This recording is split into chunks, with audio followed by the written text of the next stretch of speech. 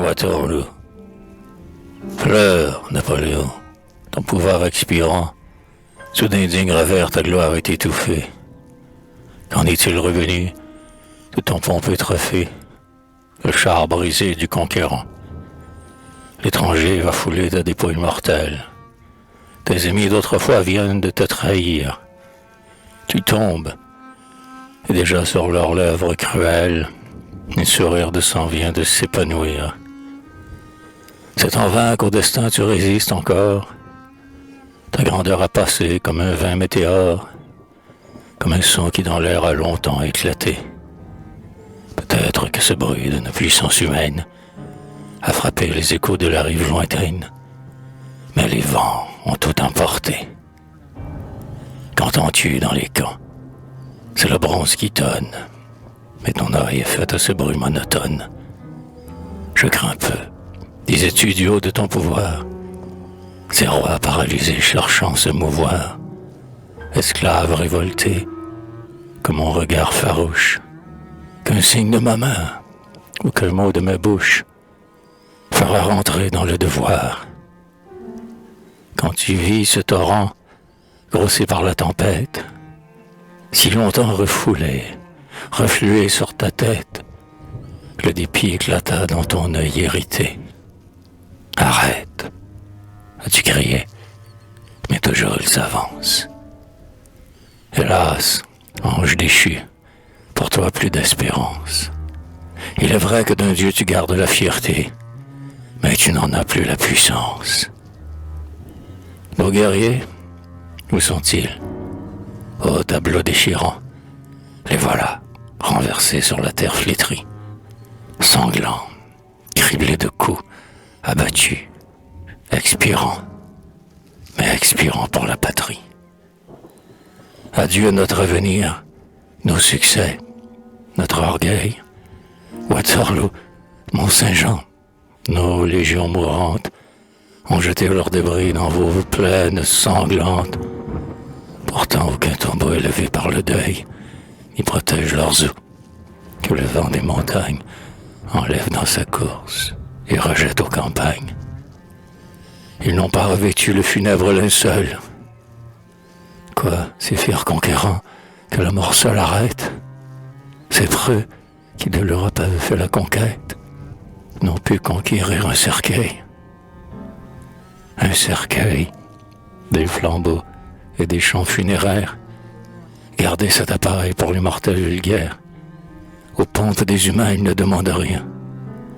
Mais la postérité gardera leur mémoire, et les échos des temps promèneront leur gloire dans les climats les plus lointains. Portons encore les yeux sur cette plaine. Admirons cette ardeur, ce noble empressement, de courir, de voler vers une mort certaine. Arrêtez, mais l'honneur et la mort les enchaînent. Tous, d'un commun accord, ont juré noblement de vaincre ou de mourir pour la cause commune. Ils n'ont pu triompher de l'ingrate fortune, et le trépas acquitte leur serment. Écoutez les foudres brûlantes de tant de peuples assemblés. Voyez, dans ces plaines sanglantes, nos preux, sous le nombre accablé. Admirez-les, leurs troupes altières, combat contre l'Europe entière, contre les destins irrités.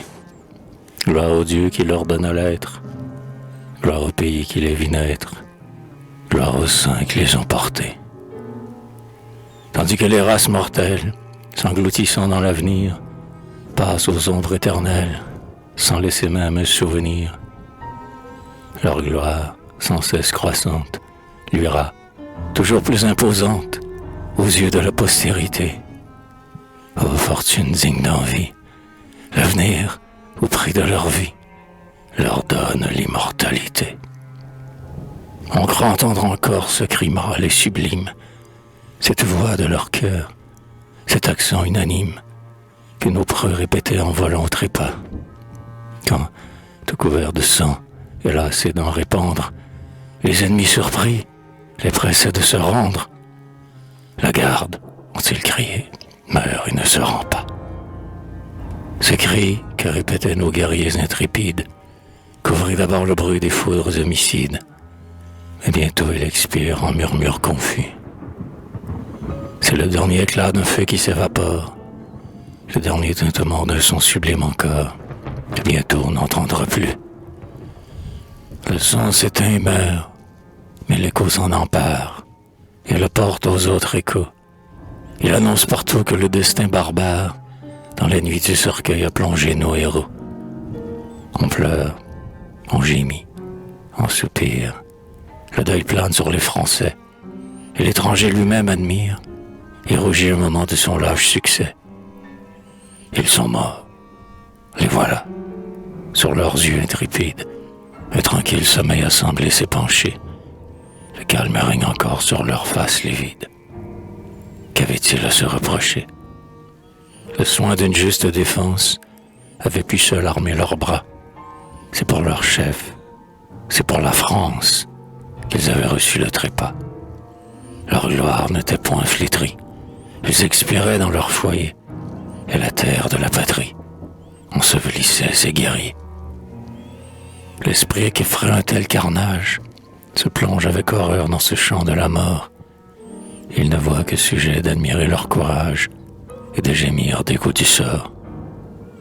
Chaque sillon qui s'entr'ouvre, au regard offre et découvre les restes froids des héros. Un pompeux monument ne charge pas leurs os, mais chacun d'eux, mourant sur ce sol funéraire, d'un amas d'ennemis eut soin de le couvrir.